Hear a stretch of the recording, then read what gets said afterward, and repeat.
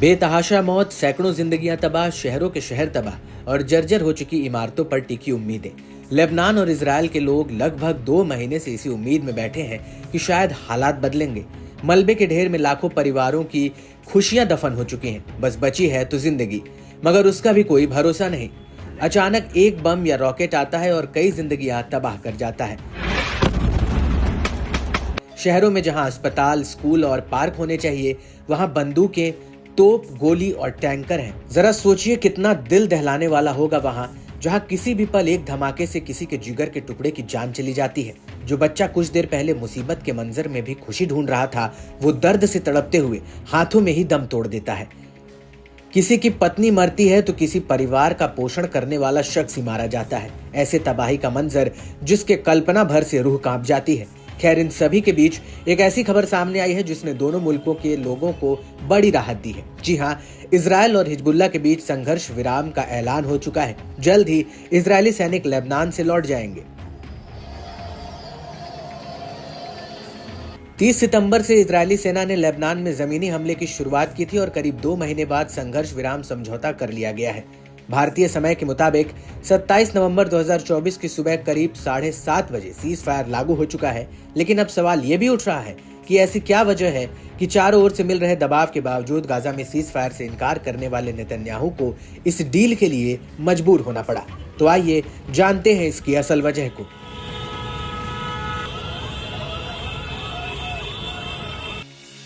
पहली वजह, ईरान के हमले का खतरा। इजराइल और हिजबुल्लाह के बीच सीज फायर डील में एक अहम वजह ईरान है। पहले ईरान इजराइल के साथ सीधी जंग में कतराता था, लेकिन प्रॉक्सी गुटों के जरिए मुश्किलें पैदा करता था। इस साल अप्रैल से लेकर अक्टूबर तक दोनों देश एक दूसरे पर कई बार अटैक कर चुके हैं, लेकिन ईरान एक बार फिर इजराइल पर हमले की तैयारी कर रहा है। ईरान ने साफ धमकी दी है कि यह हमला पहले के हमलों से अधिक घातक होगा। आशंका है कि अगर ईरान इजराइल पर हमला करेगा तो फुल फ्लेजेड वॉर शुरू हो सकती है।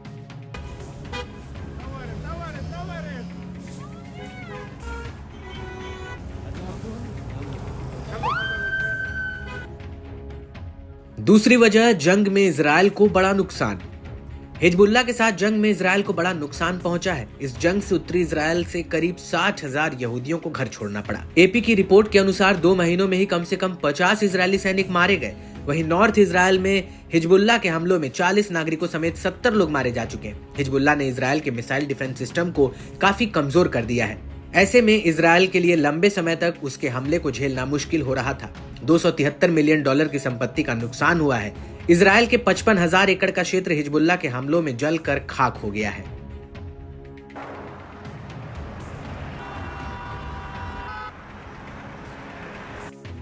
तीसरी वजह है लंबे युद्ध से सैनिकों पर बुरा असर।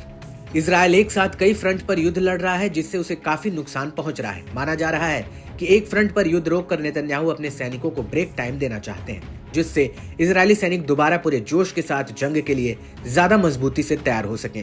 एक रिपोर्ट के मुताबिक सैनिक और अधिकारी युद्ध की मानसिक थकान की भी शिकायत कर रहे हैं। रिपोर्ट्स के मुताबिक कई सैनिक तो post traumatic stress disorder PTSD से भी जूझ रहे हैं। CNN ने अपनी रिपोर्ट में दावा किया था कि 130 से ज्यादा रिजर्व सैनिकों ने नेतन्याहू को पत्र लिखे हैं। इस पत्र में सैनिकों ने साफ कर दिया था कि वो गाजा में सीज फायर डील होने तक आर्मी में सेवा नहीं देंगे।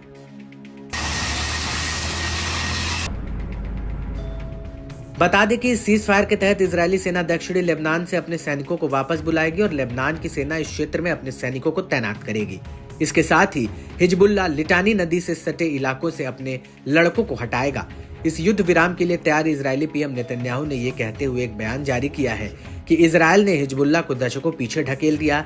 आइए सुनते हैं उन्होंने क्या कहा। חיזבאללה בחר לתקוף אותנו משם ב-8 באוקטובר. חלפה שנה, זה כבר לא אותו חיזבאללה. החזרנו אותו עשרות שנים אחורה. חיסלנו את נסראללה, זה הציר של הציר.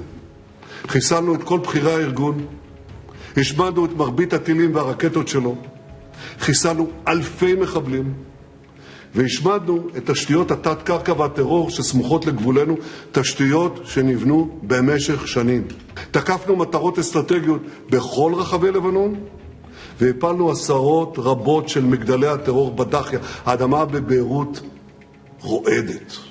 אזרחי ישראל, רק לפני 3 חודשים כל זה היה נשמע מדע בדיוני, אבל זה לא מדע בדיוני.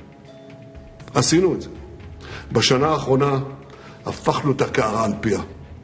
הותקפנו ב7 חזיתות והשבנו מלחמה שערה. אנחנו משנים את פני המזרח התיכון.